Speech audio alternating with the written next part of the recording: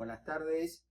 Hoy, martes 15 de abril del año 2025, doy inicio a la charla 109 de Radiografía del Imperialismo Británico.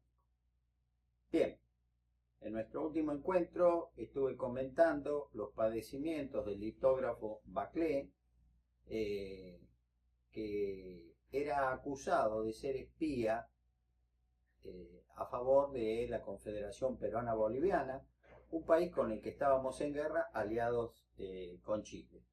Esta es una de las guerras menos conocidas de la Argentina, porque prácticamente nosotros no libramos combate.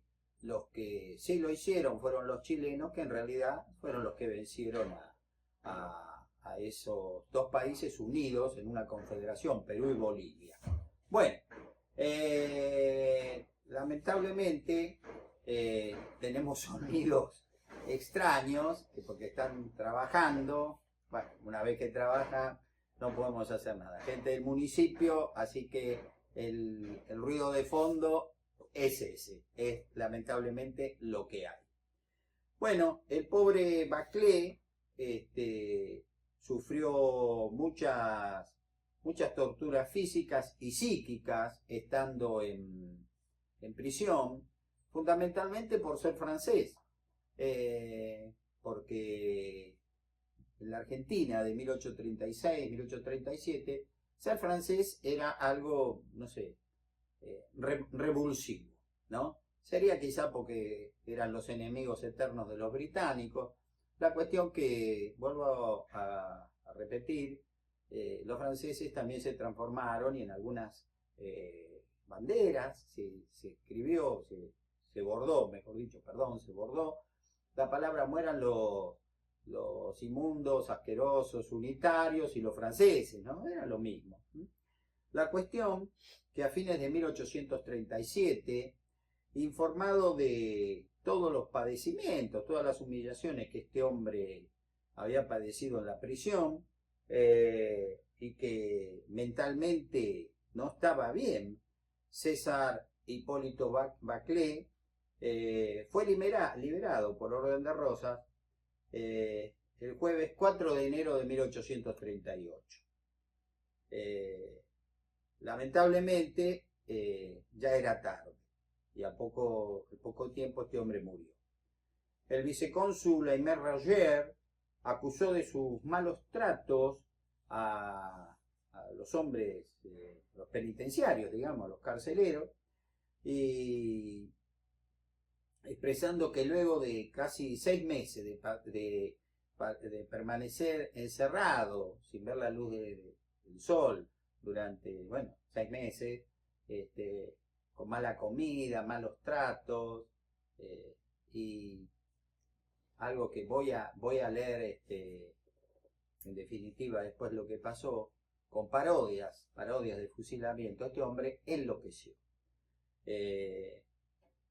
Entonces, cuando lo van a enterrar, bajaron toda la tripulación del bergantín Dassas y unos 500 compatriotas que vivían en Buenos Aires acompañaron el cortejo fúnebre encabezado por su mujer y sus 2 pequeños hijos. Todos los amigos porteños no se hicieron presentes, no porque no sintieran la muerte de César Hipólito Baclé, sino porque tenían miedo que las autoridades los vieran ahí, ¿no? Se vivían momentos muy duros en nuestro país, en Buenos Aires. El lunes 9 de enero de 1838, el vicecónsul Aimé Roger arrió la bandera francesa del consulado, retiró el escudo de la República de Francia de enfrente de la delegación, y el sábado 27 de enero, en uno de los últimos barcos franceses que habían arribado a las balizas exteriores de la ciudad de Buenos Aires, se dirigió a Montevideo. Rosas consideró que su partida, sin despedirse de él, era una afrenta personal. Y entonces, fíjense qué curioso lo que estamos viviendo ahora, ¿no? con la guerra económica con la cual el señor Donald Trump está enloqueciendo al mundo, aumentando las tarifas aduaneras. Hace unos días la bajó en general a todo el planeta, menos a China, a la República Popular China. Se la subió a 125 y los chinos también. Así que si queremos comprar un producto chino en Estados Unidos, tenemos que pagar al valor del mismo un 125% más. Es decir, no lo vamos a comprar. Y los chinos le respondieron de la misma manera. Y esta locura continúa, ¿no? Como un capítulo, ¿no? Argentina con el resto de Latinoamérica ha sido beneficiada, entre comillas, con un 10%. Digo, en broma, beneficiada, ¿no? Pero si nos ponemos en 125% del país más poderoso del planeta, bueno, sería como que no hay nada. Es mucho, es mucho. Las consecuencias todavía no las podemos prever. Esto recién empieza. Pero volvamos a 1838, enero del 38, se nos va el cónsul muy enojado, acusándolo prácticamente a Rosas de ser el culpable de la muerte de Barclay, y retiró la bandera, retiró el escudo y se mandó mudar en un barco que lo dejó en Montevideo, la capital del estado de Montevideo, como era el primitivo nombre de la República Oriental del Uruguay.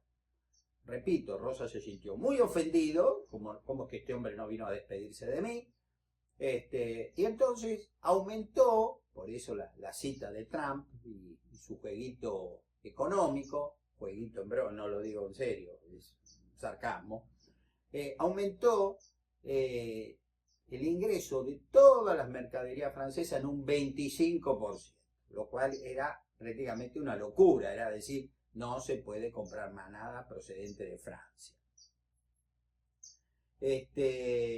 Y entonces los comerciantes porteños que habían visto muy mal que Francia, luego de la partida de este hombre, de Roger, a Montevideo, todas las mercaderías llegaban a Montevideo y de allí se reembarcaban a Buenos Aires, aumentando el costo, consideraron que esa era una buena medida, la de Rosas. Y quizás lo consideraron porque el miedo no es onzo, ¿no es cierto? Entonces uno ha leído en la Gaceta de Buenos Aires grandes expresiones, plausibles expresiones de apoyo a esa medida, pero bueno, así, vuelvo a repetir, así es como se vivía.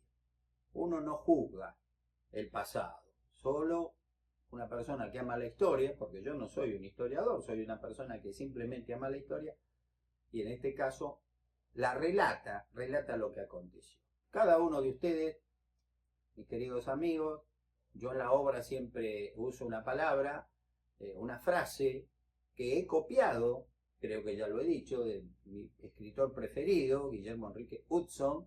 Él se refería a quien leía sus obras como el amigo lector. Y a mí esa expresión me gustó porque creo que mágicamente se establece un vínculo entre el escritor y el que lee la obra. Entonces, el amigo lector sacará sus propias conclusiones. Yo no vengo acá a adoctrinar a nadie. No es el objeto de esta charla. Sí demostrar que nosotros tenemos todo el derecho, hay 40 razones históricas y jurídicas que avalan nuestros reclamos sobre las Islas Malvinas, Georgias y Sandwich del Sur. Los británicos tienen cero, no tienen nada. Tienen la fuerza, la prepotencia, nada más que eso. Y los oídos sordos. Bueno, en Montevideo, Roger, sumamente enojado, sumamente ofendido, recibió instrucciones, antes de volverse a Francia, para efectuar algunas reclamaciones a Juan Manuel de Rosas, a fin de cuidar la dignidad y los intereses de Francia en Argentina. Y si fracasaba en ese accionar, debía comunicarse con el contraalmirante Luis Francisco Leblanc, comandante de la escuadra de guerra francesa que, en Sudamérica, que como la británica tenía su asiento en Río de Janeiro, para pedir una fuerza naval sobre Buenos Aires. Es decir, para iniciar un bloqueo, que es lo que se va a dar. Como las tratativas iniciadas por Roger, Rosas, que vuelvo a repetir, estaba sumamente ofendido con este personaje, no las respondió. Roger, desde Montevideo, convocó al almirante Leblanc y le dijo, mire, las órdenes que yo tengo del gobierno es que se levante, primero enviarle un parlamentario a Rosas, ahora usted, a ver si nos puede dar garantía para salvaguardar a nuestros compatriotas y o a sus propiedades en la Confederación Argentina. Y si no, vamos a levantar un bloqueo. El parlamentario francés llegó a Buenos Aires desde Montevideo, se entrevista con el ministro de Relaciones Exteriores de la provincia de Buenos Aires, que era también de la, digamos, por delegación, ustedes recuerdan, también lo era de la Confederación Argentina, el doctor Felipe Arana, quien, debidamente asesorado por Rosas, le respondió que exigir sobre la boca del cañón privilegios que pueden concederse por tratados es lo que este gobierno nunca se someterá. Y en eso, la verdad, estuvo muy bien esa respuesta, ¿no es cierto? Es decir, no nos vengan a amenazar. Si vienen a dialogar, dialogamos. Y si no, nosotros no los vamos a escuchar. Y eso, señores, a mí me parece perfecto. El uso de la fuerza es condenable, cualquiera lo quiera exigir, ¿no es cierto? Entonces en eso estuvo muy bien Rosas, en eso a través de su ministro Felipe Arana. Mientras tanto, la familia de César Hipólito Barclay, en la miseria más absoluta en la que habían quedado, se embarcó rumbo a Europa el 2 de marzo, desde Buenos Aires, el 2 de marzo de 1838. Su prisión y muerte, al conocerse en Francia, levantó una ola de indignación terrible contra Rosas, fundamentalmente, y por supuesto contra la Confederación Argentina, y va a ser la razón por la cual se va a iniciar el primer bloqueo francés. Acá ahora yo quiero leer un discurso que pronunció en 1844, el 30 de marzo de 1844, un hombre que va a ser muy importante en la historia de Francia, tal es así que llegó a ser por poco tiempo su primer ministro. Era en ese entonces el diputado Adolfo Thiers, quien recordó por qué se había iniciado el bloqueo de 1838.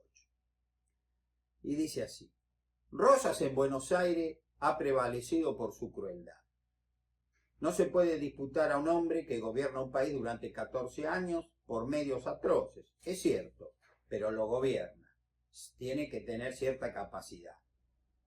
Pero en cuanto a la barbarie, excede todo lo que podía decir.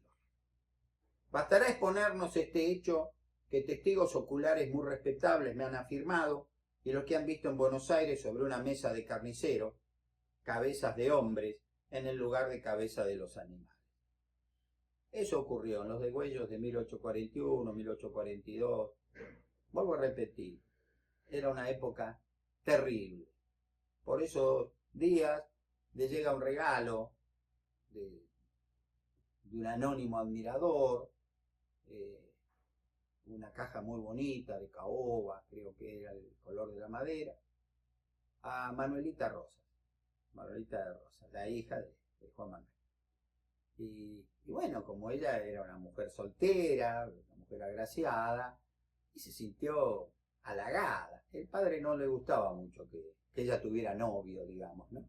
Pero bueno, le llega una caja de regalo para la niña Manuelita, y cuando la abren, aparecen una serie de cañones de bronce chiquititos, que en un círculo de 360 grados cuando se levantaba la tapa, hubieran disparado y bueno, todo lo que hubiera estado cerca de ese círculo mortal hubiera muerto.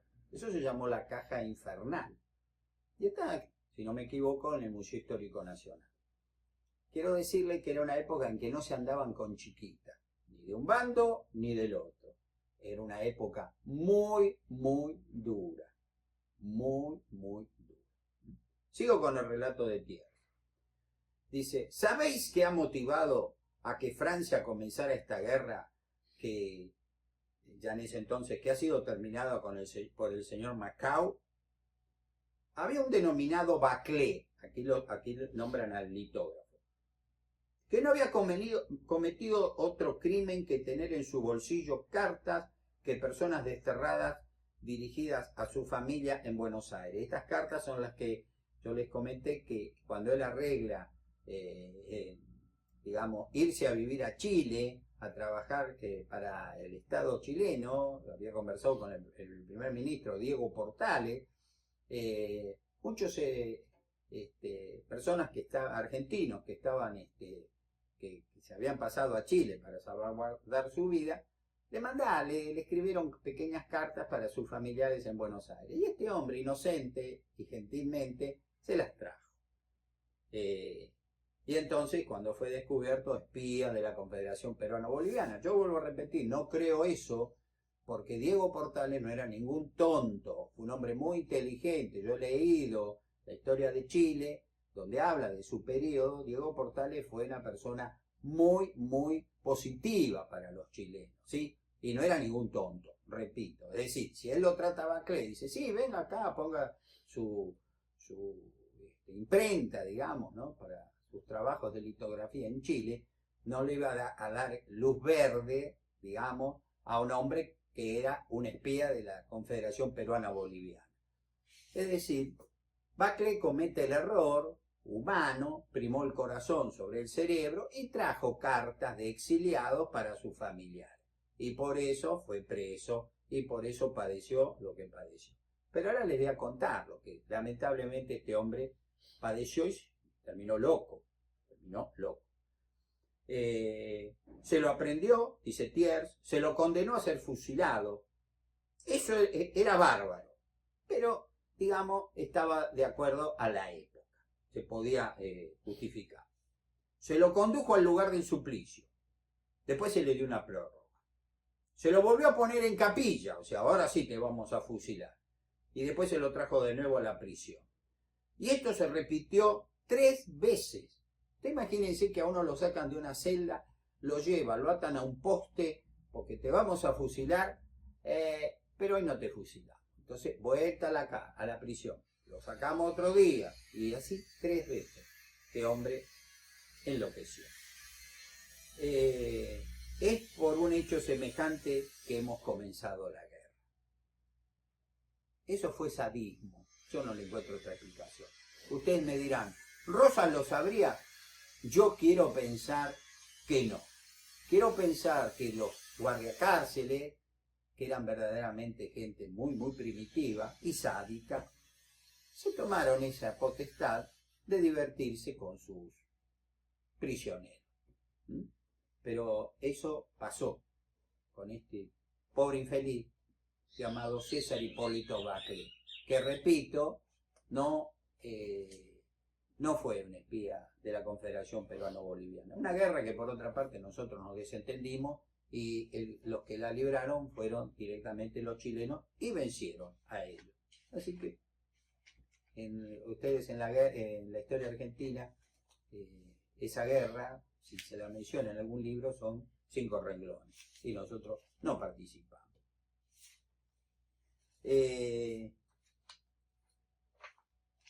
Pero por ese tiempo, fíjense cómo son las cosas, ¿no? Por ese tiempo va a llegar a Argentina, procedente de la Confederación Peruano-Boliviana, poco tiempo antes de entrar en guerra, un hombre, un gran irlandés, que fue granadero del general José de San Martín.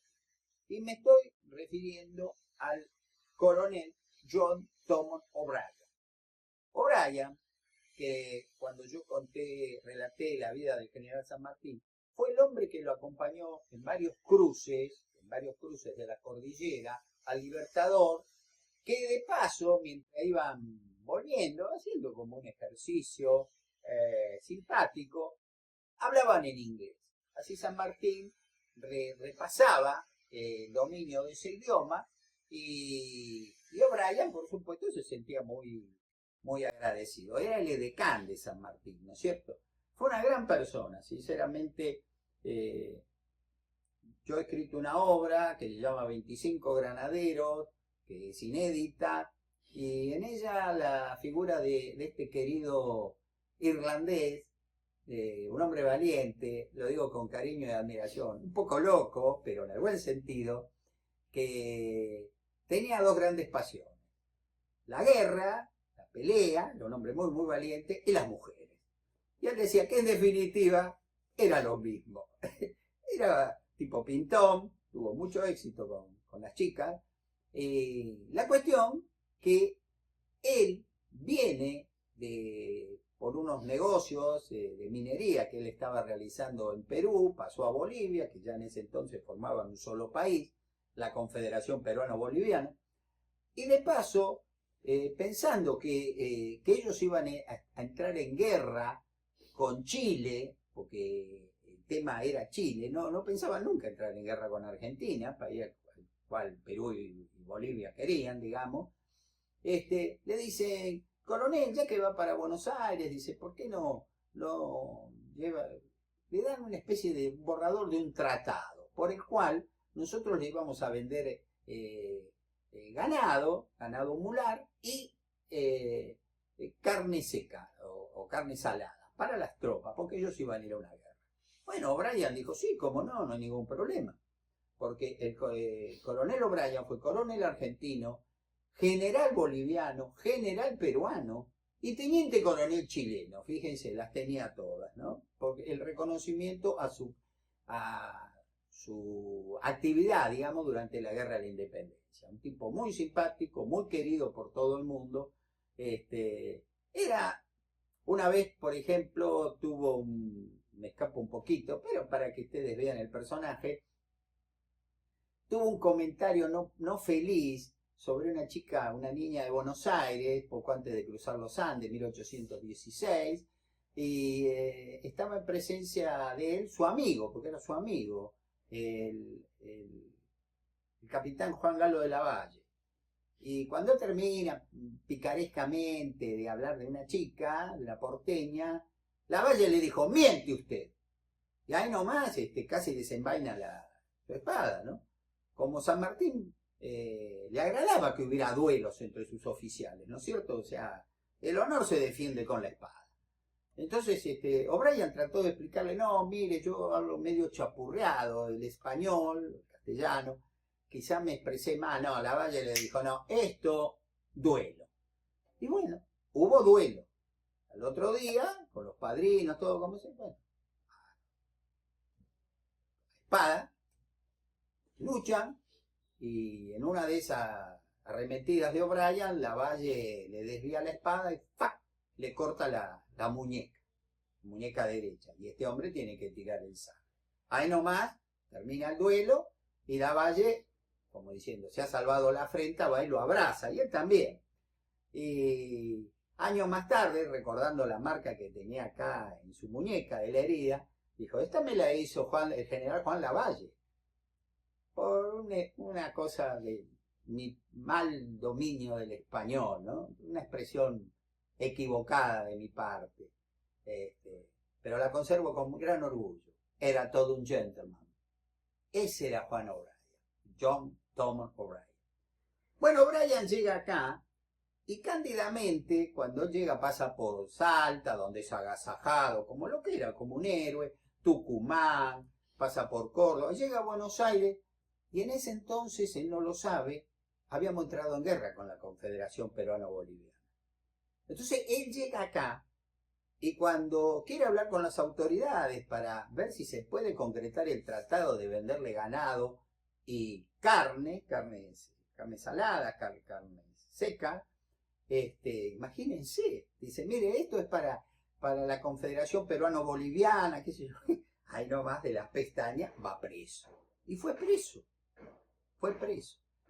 Pero era alevoso, si ustedes quieren, la misión de Thomson O'Brien. Porque él venía a comprar comida para los que ahora eran nuestros enemigos. Que él no sabía, vuelvo a repetir, cuando le dan ese documento, que íbamos a estar en guerra con Argentina. Que ellos iban a estar en guerra con Argentina. Entonces, cuando se entera de eso, lo que dice, bueno, yo no sabía, mire, yo pido el pasaporte, que ya les expliqué que era ese documento, el pasaporte, para irme a Europa, ¿no? Y le dicen, no, usted no se va a Europa, porque usted es espía. Es decir, lo acusan lo mismo que a Baclé, al francés Baclé, pero el trato no va a ser el mismo. Está preso, pero todo lo tratan bien, porque es un súbdito británico. Y ojito con hacerle algo a un súbdito británico, en la época de Rosa. El mismo delito, mucho peor, si los vamos a comparar, porque el otro trajo cartas de los exiliados en Chile para sus familiares. Ese fue el crimen de Baclé. Este hombre venía con un documento oficial de nuestros enemigos, ahora la Confederación Peruano-Boliviana, para comprar alimentos y ganado. Entre los dos, la posición de John Thomson O'Brien era 10 veces peor.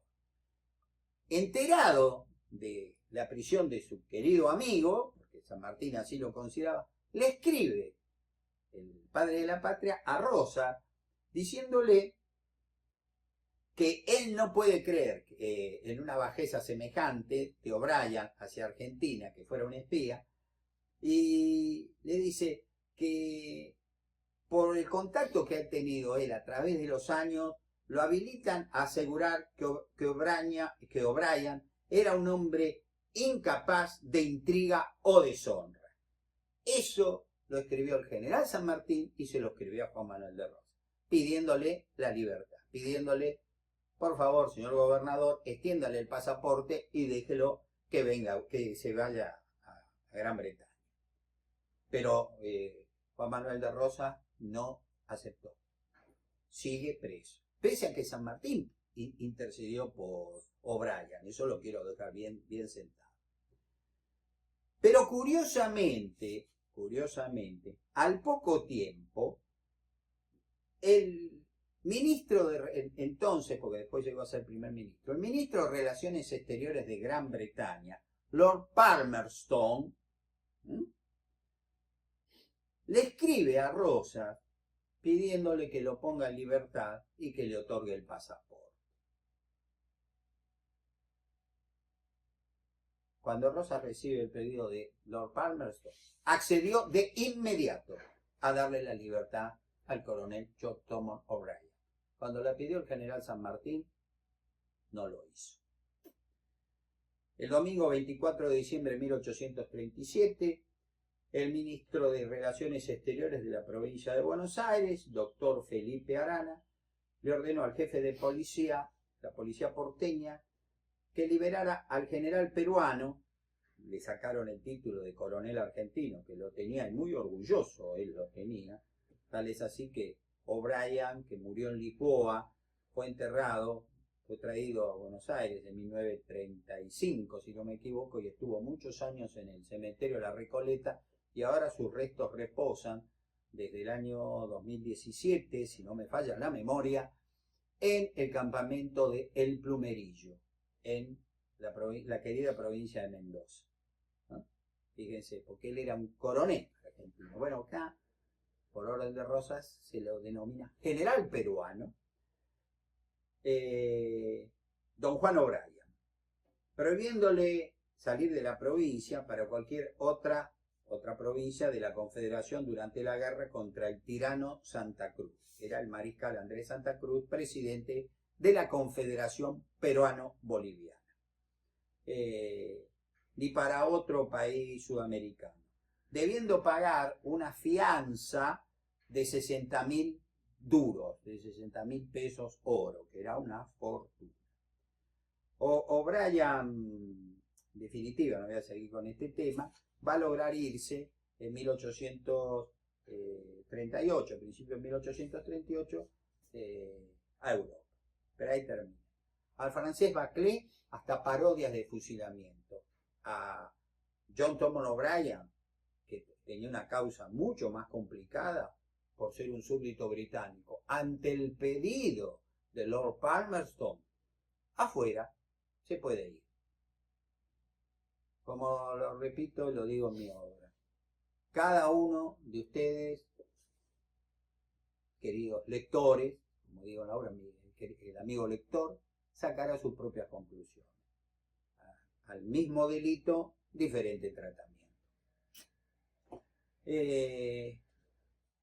La escuadra francesa, una escuadra francesa muy importante, bloquea Buenos Aires el 28 de marzo de 1838. Ante la negativa de Rosas de bajar ese aforo impresionante del 25%, que por supuesto era disfrutado, imagínense, por los británicos, no tenían competencia. De vez en cuando llegaba algún barco estadounidense para vender algo, pero acá el negocio, el gran negocio, lo tenían los británicos. Francia estaba fuera de combate, porque si ustedes piensan, por ejemplo, una botella de cerveza valía $1, ahora valía $1.25, con el 25% de aforo extra, como Donald Trump. Obró Rosas. Rosas le enseñó a Donald Trump, evidentemente. Y la misma botella de cerveza, los británicos, que antes no esa la vendían a 80 centavos, la vendían a $1. Y por supuesto se la sacaban de las manos, porque valía 25 centavos menos que una botella francesa. El contraalmirante Luis Francisco Leblanc declaró un bloqueo naval a todos los puertos de la Confederación Argentina, no solo a Buenos Aires, ojo, sino también se extendían a los puertos fundamentalmente del Paraná, Rosario, Santa Fe, también San Nicolás, ¿no? Pero aquellos eran más importantes. Y puso los de Entre Ríos, contando para hacer ese bloqueo con la fragata Minerva, las corbetas Ariadne y Safo, y los bergantines Dassas, Silfé y Serfí. Al enterarse del bloqueo, el gobernador santafesino, brigadier Estanislao López, 1838, que él está por morir, le falta poco para morirse, le pidió explicaciones a Rosa sobre por qué ha ocurrido esto, que a él le afecta, porque el comercio con Francia, comprar productos franceses y venderle a los franceses era un negocio, en definitiva, es dinero, y con el dinero se mueve el mundo. Y eso mismo le va a pedir el gobernador de Corrientes, diciendo, mire, este bloqueo a nosotros nos mata, ¿por qué pasó? Y lo invitan a Rosas a encontrar una salida honorable para ambas partes, para evitar daños económicos, ¿no es cierto?, al resto a Buenos Aires y al resto de las provincias litoraleñas, Entre Ríos, Santa Fe y Corrientes. Sin responderle a López, cosa que Rosas hacía habitualmente cuando demostraba que no le había gustado una carta, un pedido, no respondía. Rosas no respondía, y eso era peor que una respuesta, ¿no? Porque uno escribía gentilmente, escribiéndole, no te respondía. Eso era muy, muy, muy grave. Entonces, Rosas hace circular una circular pidiendo a los gobernadores que aprobaran y respaldaran su gestión diplomática, como encargado de las relaciones exteriores de la Confederación Argentina, como diciendo, yo sé por qué lo estoy haciendo, no le tengo que pedir no le tengo que dar explicaciones a ustedes. Ustedes solo me tienen que obedecer. Yo sé por qué lo estoy haciendo. Y se acabó. No les tengo que explicar el por qué. Porque este bloqueo, al que ustedes tantos lamentan, también lo lamenta Buenos Aires. Y no es contra Buenos Aires, es contra toda la Confederación. Yo sé los motivos. Así que, mutis por el foro. Visiblemente molesto por esa respuesta, Estanislao López envió a Buenos Aires a su ministro de gobierno, Domingo Cullen, a fin que se llegara a un entendimiento entre las partes. O sea, López redobla la apuesta. Como mis amigos, el tiempo es tirano y se me ha acabado el mismo en esta charla 109, los invito a que sigan el desenlace de esta historia, porque si hay algo que yo me comprometí cuando empecé a dar estas charlas y a escribir esta obra, Radiografía del Imperialismo Británico, es no limitarme en nada. Yo cuento con todo lujo de detalle lo que pasó, porque creo que es la única forma de entender. Y esto tiene mucho que ver con las Islas Malvinas. Porque mientras teníamos este enfrentamiento terrible con Francia, ¿quién ganaba? Sí, Gran Bretaña. Han sido ustedes muy amables, los veo, si Dios quiere, el jueves próximo. Muy buenas tardes.